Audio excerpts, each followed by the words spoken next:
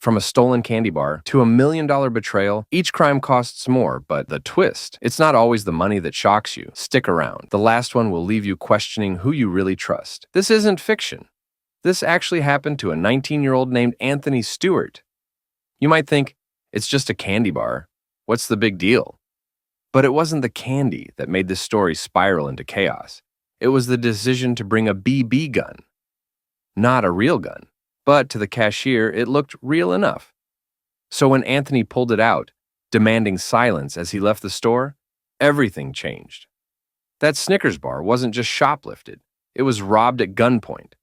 And just like that, what could have been a warning or a slap on the wrist turned into an armed robbery charge. Let's pause for a second. Think about that. A 99-cent candy bar. A BB gun. And now, Anthony was looking at up to 15 years in prison, over something most people wouldn't even bother to report. But the law doesn't look at the price tag when a weapon, real or fake, is involved. What mattered was intent. What mattered was perception. To the law, Anthony committed a violent felony. To the store clerk, he was a threat. And maybe, in that moment, he was. But why? Why would someone risk so much for something so small? Here's the part no one talks about. Anthony wasn't hungry. He wasn't part of some gang initiation. He wasn't even looking to make a statement. He was just bored.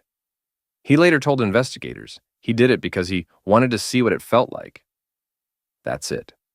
No master plan. No dire need. Just a snap decision that cost him everything.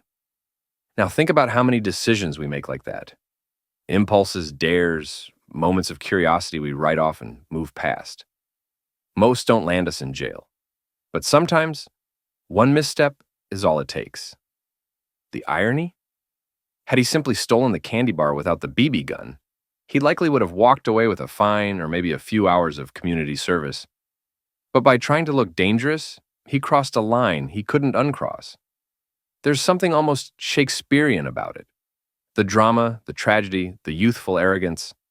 In court, the prosecution didn't budge. They wanted the charge to stick. Armed robbery. A felony. The BB gun was painted black. It looked real enough to terrify a cashier. And that was all that mattered. What's even sadder is that this wasn't a hardened criminal. Anthony had no violent record. He wasn't known to police. His biggest prior offense? Probably a parking ticket. But now he was behind bars, surrounded by people who'd committed real, calculated crimes, all for a Snickers bar. The story leaves us with more questions than answers. How do you balance justice with common sense? How do you deter crime without destroying a young life? And how many Anthonys are out there? One moment of recklessness away from a lifelong consequence? The judge eventually took his age into account. The sentence wasn't 15 years. But it was still prison time. Still a felony record. Still a future rewritten. And let's be honest, that candy bar probably wasn't even that good. Now, you might be wondering, is this the most ridiculous crime out there?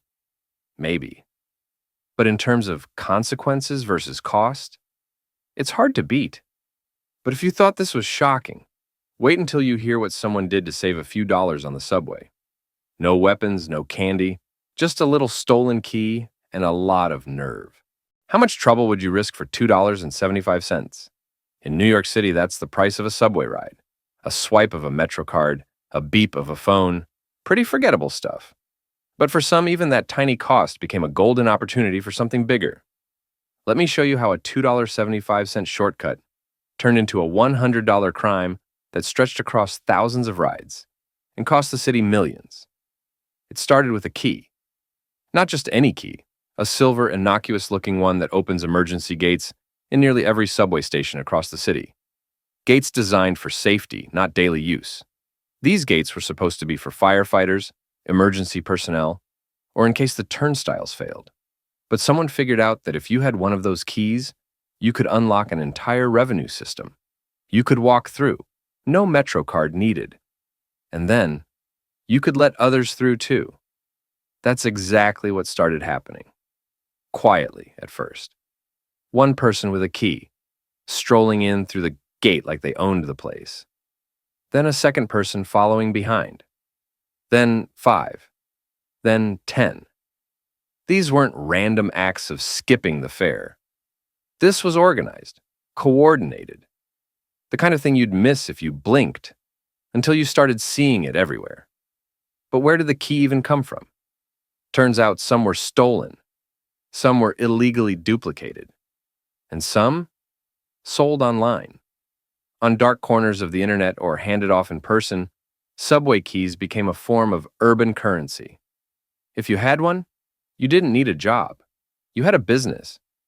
You'd walk into a station during rush hour, open the gate, and charge people a discounted fare. $1, $2, sometimes even less. Riders were happy. You were making cash. And the MTA? Bleeding money. But here's the kicker. This wasn't just happening once in a while. It was a system. And in a system this big, even a tiny crime repeated thousands of times becomes something massive. Let's do the math. If you let 50 people through a gate in an hour and charge them each $2, that's $100. One person, one station, in a single hour. Now imagine that happening across multiple stations, every day, for weeks, months. The MTA estimates it lost nearly $1 billion to fare evasion in recent years. And while not all of that came from key scams, this particular hustle played a huge part. The irony? Most of these individuals weren't high-tech criminals. They weren't hacking into servers or laundering money offshore. They were standing beside emergency gates, holding doors open, collecting crumpled bills and coins. All for what started as a $100 hustle. Eventually, the authorities caught on. The MTA added metal shields over keyholes. They installed surveillance cameras. Transit police started patrolling more aggressively. Some of those gate hustlers vanished overnight. Others weren't so lucky. People were arrested, fined, banned from the system. But the ripple effect lasted far longer than any of their short-lived profits. And what makes this story fascinating isn't just the money. It's the psychology.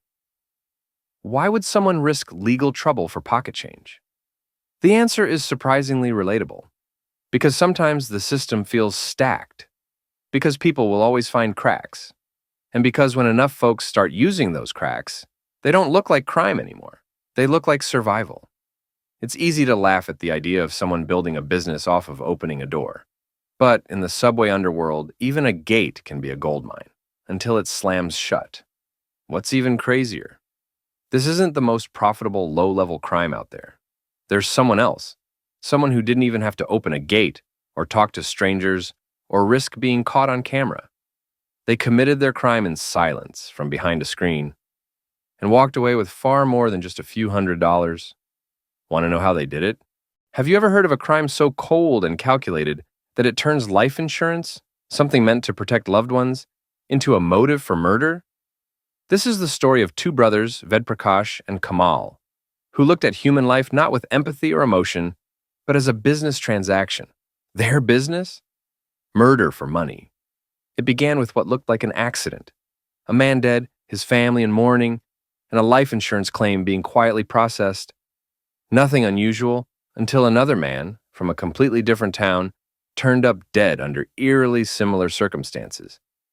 Same cause, same type of claim, same insurance company. When investigators started connecting the dots, something didn't feel right. The two victims had nothing in common, no shared profession, no ties, not even the same city.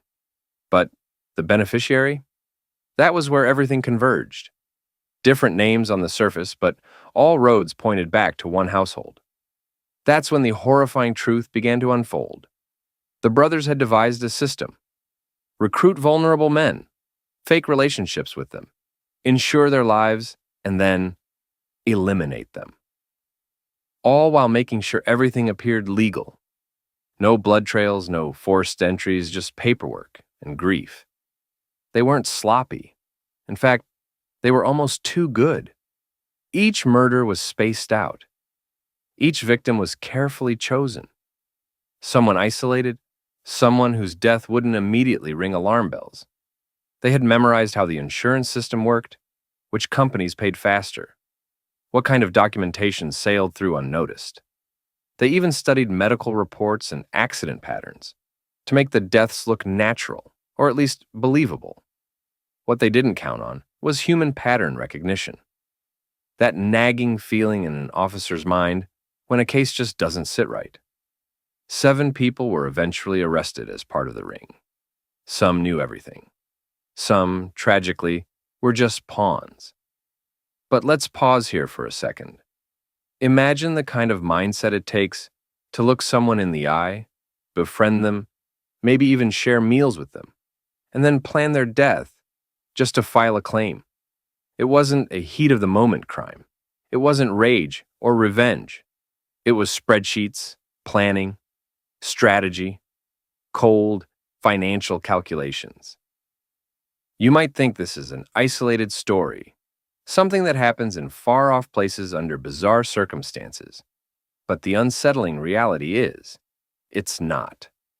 Insurance fraud involving murder is one of the most underreported and difficult-to-prove crimes in the world. Because on paper, it all looks like coincidence. And when life ends, people rarely question too hard, especially when the paperwork is in order.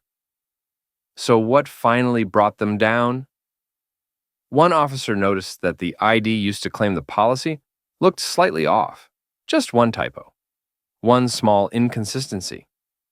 That led to a deeper dig, and once they pulled on that thread, everything unraveled.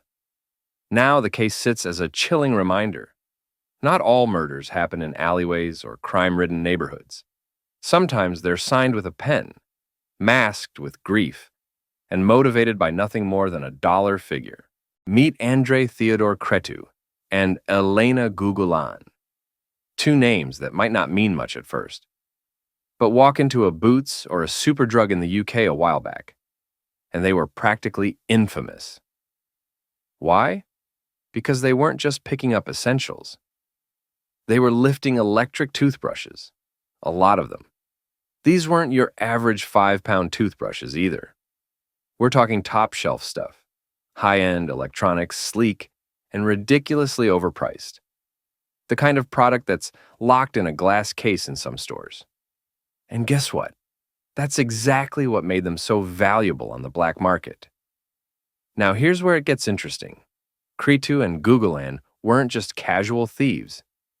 They ran a well-oiled operation, roaming from city to city across England and Wales, targeting retail chains with military precision. They'd go in, sweep up hundreds, yes, hundreds, of high-value items in one go, and vanish before anyone even noticed. Toothbrushes, face creams, beauty products, anything that was expensive and easy to resell. The total value of what they stole? Around £95,000. That's well over $100,000. But here's the thing. Individually, many of their hauls were right around the $1,000 mark. Enough to sting, not enough to scream organized crime right away. That's what made them so effective. They stayed just below the radar until they didn't. Because eventually they slipped up. And it wasn't some grand heist gone wrong. It was just good old-fashioned surveillance. Cameras caught them. Patterns were noticed. Police started putting the pieces together. And when the arrests came, it was clear. This wasn't a couple of opportunists stealing toothpaste. This was a mobile criminal enterprise. Cretu got 12 months in prison. Gugulan? She got 40 months, not days. Why the difference? That part wasn't exactly made public. Maybe she was the brains. Maybe she had prior convictions. Either way, the courts took it seriously. Now think about this. These weren't weapons-wielding robbers. No ski masks. No breaking and entering. Just 2 people who understood the value of what the average shopper overlooks. That's what makes this story chilling. How simple it was. how ordinary they looked, and how much they walked away with before anyone noticed. But here's where it gets even more thought-provoking. You walk into your accountant's office, hand her your W-2, and trust her to know what's best. After all, she's done your taxes for years. She's got framed certificates on the wall, she gives you a peppermint on the way out, and her pen has her name engraved on it. You never suspect that she's stealing your life, $1 at a time. But that's exactly what happened to one woman. The mastermind? A mild-mannered, well-spoken, elderly tax preparer who had been working in her small California town for decades. She wasn't just trusted, she was beloved. People brought her cookies. They invited her to family barbecues. One even called her their financial guardian angel. And then, she stole over $1 million. Let's back up. It started simple. A conversation about diversifying investments. Why not real estate, she suggested. I have a few private opportunities coming up. Totally secure, high return, just for close clients. It wasn't pushy. She wasn't selling anything. She framed it like a favor. Her target? A 66-year-old woman. Let's call her Linda. Linda had worked hard her entire life. She had no flashy car, no vacation home. But she had savings. About $1.2 million tucked away after a lifetime of being careful. And she trusted her accountant with all of it. The first investment seemed legit. Documents, contracts, projected returns. Linda got quarterly reports showing how well her money was doing. So when another opportunity came up, she put in more and more until there was nothing left. And then, silence. No returns, no phone calls, no office visits. The accountant was suddenly out of town for weeks, then months. Linda got nervous. She called the real estate companies the woman had claimed to invest in. They'd never heard of her. At first, Linda thought there must be a mistake, a clerical error, a misunderstanding. But that hope dissolved when she realized there were no investments, not a single one. The paperwork? Fabricated. The quarterly reports? Completely fake. The private real estate fund was nothing more than a personal piggy bank for a woman who had played a very long, very quiet con. Linda wasn't the only one. As it turned out, this tax preparer had been running similar scams on multiple clients, tailoring the pitch to each person, always staying just under the radar. She never took too much at once. She played the long game. But eventually, the web collapsed. A routine audit, ironically, cracked the whole thing open. Investigators found inconsistencies in filed returns, then discovered forged account statements, and eventually linked the false documents back to her. When authorities finally confronted her, she didn't try to run. She didn't cry. She just said, "I was trying to help people grow their money." She still believed the story she'd created. But, to the courts, there was no illusion.